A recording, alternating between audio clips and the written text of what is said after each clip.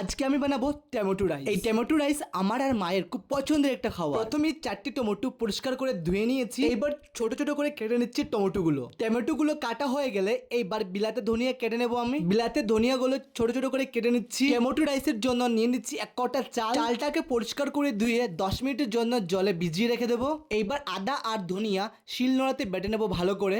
আর জানো তো এই টমেটো রাইসটা খুব স্বাদের একটা খাবার। এইদিকে আমার আদা আর ধনিয়া বাটা হয়ে গেছে দেখুন। শিলনোড়াতে ভালো করে বাটলে এই রান্নাটা কিন্তু খুব স্বাদ হয়। এবার চুলোটা জ্বালিয়ে কড়াইটা বসিয়ে দিলাম। দিয়ে দিচ্ছি পরিমাণ মতো তেল। প্রথমেই ফুরনে দিয়ে দিলাম সাদা শস্য, তারপর দিয়ে দিচ্ছি গুঁটো গরম মশলা আর শুকনো লঙ্কা। টমেটো রাইসের মধ্যে আমার চানা ডাল লাগবে, দিয়ে দিলাম হাফ বাটি চানার ডাল, দিয়ে দিলাম টমেটো কুচি। টমেটোগুলো একটু মজে গেছে দেখুন। এইবার দিয়ে দিচ্ছি আদা আর ধনিয়া বাটা। একে একে দিয়ে দিচ্ছি গুঁড়ো মশলা, হলুদের গুঁড়ো, শুকনো লঙ্কার গুঁড়ো আর স্বাদ মতো লবণ। এইবার মশলাগুলোকে ভালো করে কষাবো।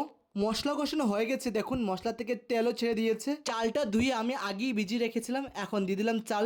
মশলার সাথে চালগুলো ভালো করে মিক্সড করছি। এইভাবে ভালো করে মিডিয়াম আঁচে কষানো হয়ে গেল আমার। এইবার দিয়ে দেবো চালগুলো সিদ্ধর জন্য পরিমাণ মতো জল। 15 মিনিট মিডিয়াম আঁচে ঢেকে দিলেই হয়ে যাবে আমার টমেটো রাইস। 15 মিনিট হয়ে গেছে দেখুন, খুব সুন্দর একটা কালার হয়েছে আর চালগুলো পুরো সিদ্ধ হয়ে গেছে। স্বাদের জন্য দিয়ে দিচ্ছি বিলাতে ধনিয়া। এবার ভালো করে মিক্স করে নিচ্ছি। আর হ্যাঁ, এই ভিডিওটা কে কে কোন জায়গা থেকে দেখছেন আমাকে কমেন্টে জানাবেন। কিন্তু হয়ে গেছে আমার টমেটো রাইস দেখুন, খুব সুন্দর একটা কালার হয়েছে আর কি সুন্দর একটা গ্রান বেরোচ্ছে।